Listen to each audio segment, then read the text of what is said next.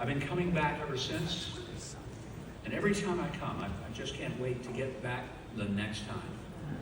But never did a little kid from Hope, Arkansas, who grew up thinking he would never get 30 miles from his hometown, imagine that one day the President of the United States would give me the extraordinary privilege of representing my president, my country, to be the ambassador to the state of Israel.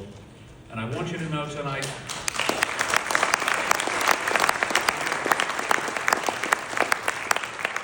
that had the President asked me to do anything else in his administration, I would have said, sir, thank you, but no thank you, I don't want to. And I will absolutely tell you that every day of the week and twice on Sunday, I would much rather live in Jerusalem than in Washington, D.C.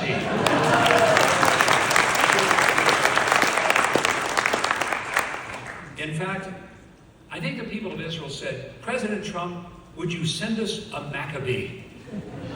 And he misunderstood and he sent you a Huckabee instead.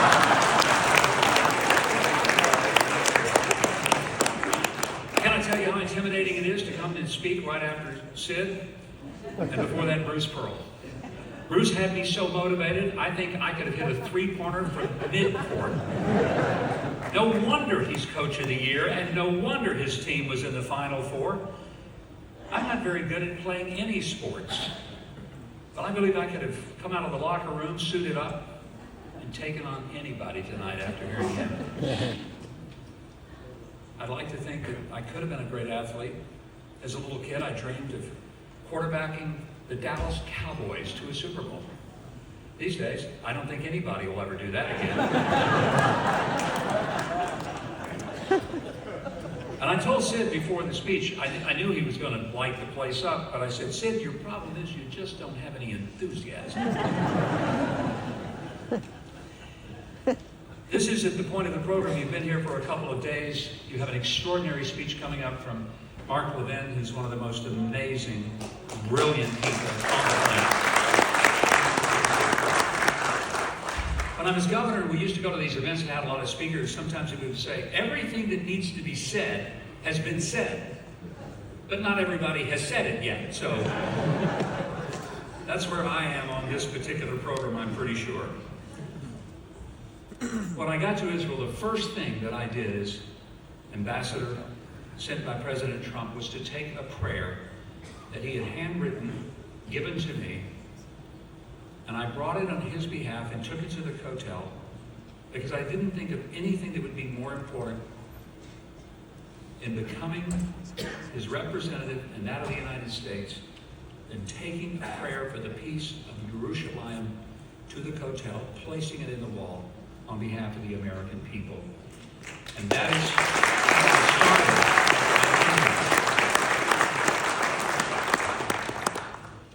I'm proud of the President for doing some things immediately when he was sworn in. He reversed a lot of the ridiculous policies of the previous administration, one of which was to not give Israel the necessary tools to fight a war against the worst savages that we have seen, not just in our century, but perhaps in human history, because they did not grow up in a tribal world without the possibility of an education. They did the most awful things to other human beings, and not only did they do it with a sense of mission and purpose, but they were actually proud of it and called back home to boast to their parents that they had murdered Jews. I think all of you know I'm not Jewish. I can't pretend that I'm one of you, but I can tell you with heart that when Sid said, we don't have any friends, I wanted to stand up and say, well, you got at least one in this room, and it's me.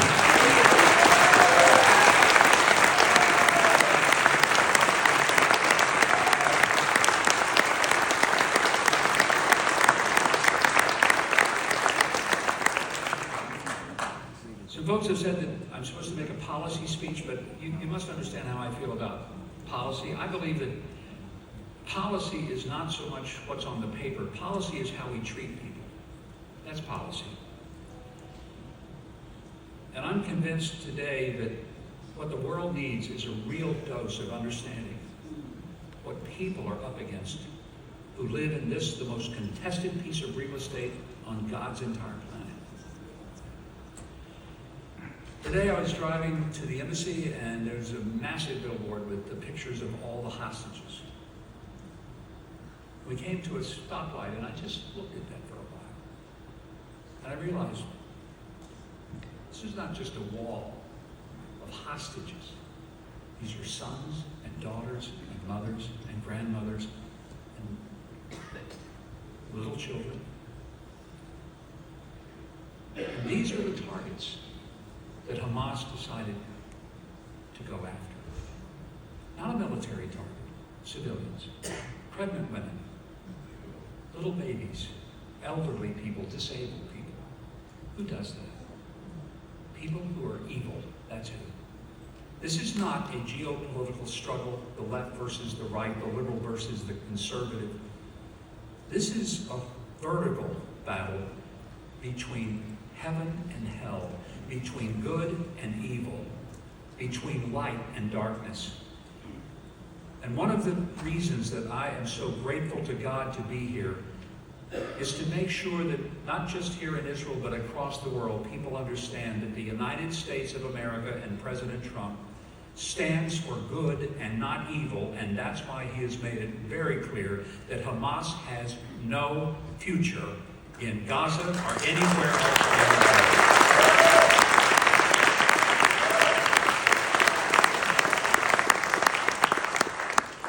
People ask me, what's your primary objective being here? Well, the first thing is let's get the hostages home, and let's get them home now, every last one. The President's made it very clear. He's given to every ambassador the simple instructions of do what we do to make America stronger, to make it safer, and to make it more prosperous. I want Americans to understand that our relationship with our ally Israel is not a one-way street. It is not that Israel benefits so greatly because of its relationship to America. It is also that America benefits greatly from its relationship to Israel. We are the beneficiaries. What we do in so many ways is paltry compared to the many ways in which we are able to share military technology, that we're able to share intelligence that saves the lives of Americans. But then there are the more practical things.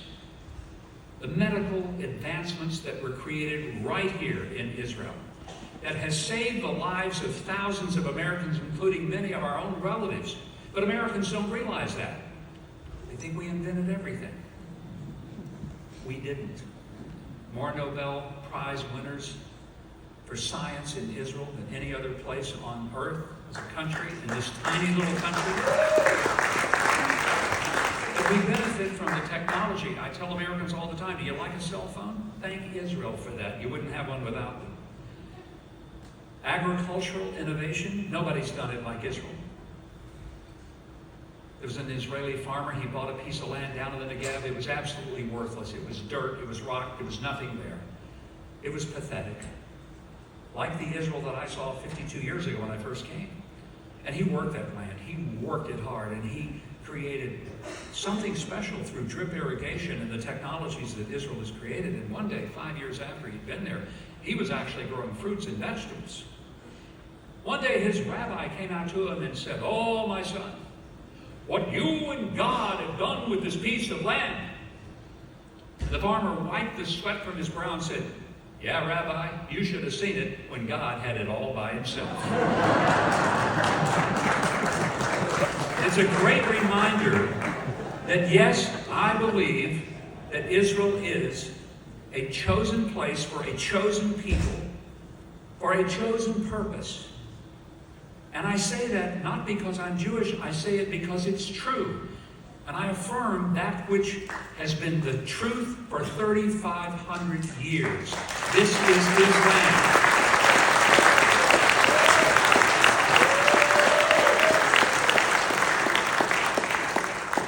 And I realize there are a lot of people who don't want to get into the spiritual side of things and just sort of dismiss that. But folks, There is no explanation for the United States of America other than that there was a God who intervened on behalf of those incredible colonialists who truly thought that it was better to die than it was to live as slaves and under a tyranny. And people don't sometimes fully understand that one of the reasons that our alliance is so strong is that it's not political, it is spiritual, because the only explanation for the creation and the survival and the victory of Israel is that God's hand is upon this land, and it always will be. Let us never doubt.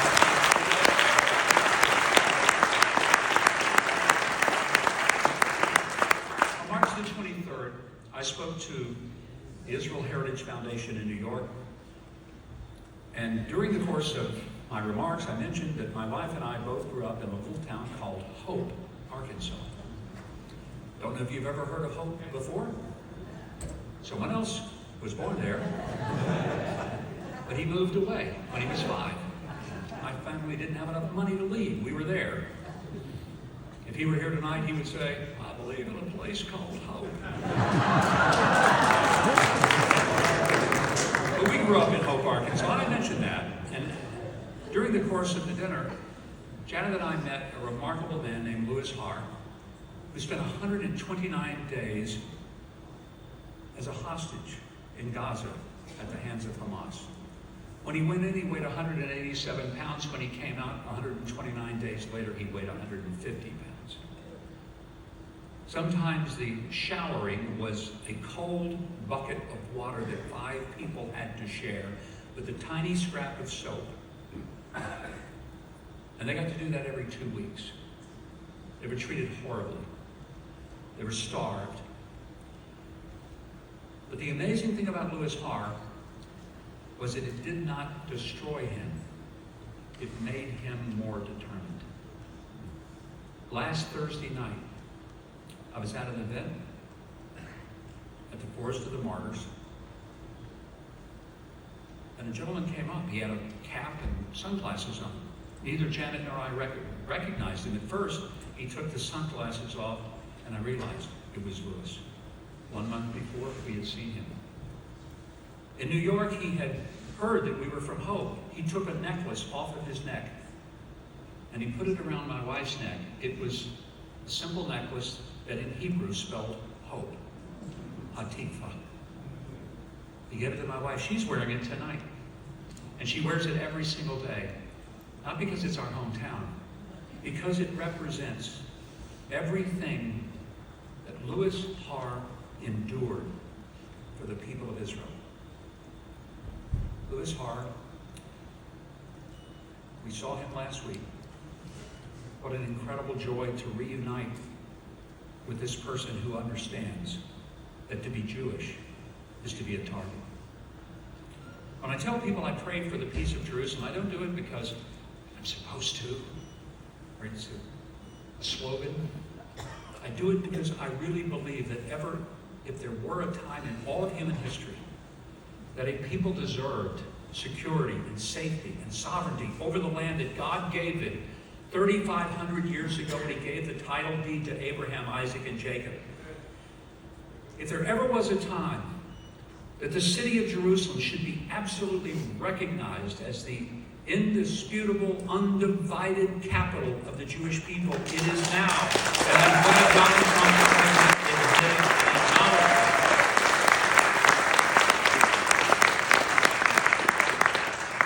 Just last night, I was at an event with the American Association of Americans and Canadians for Israel. I met David Lubin.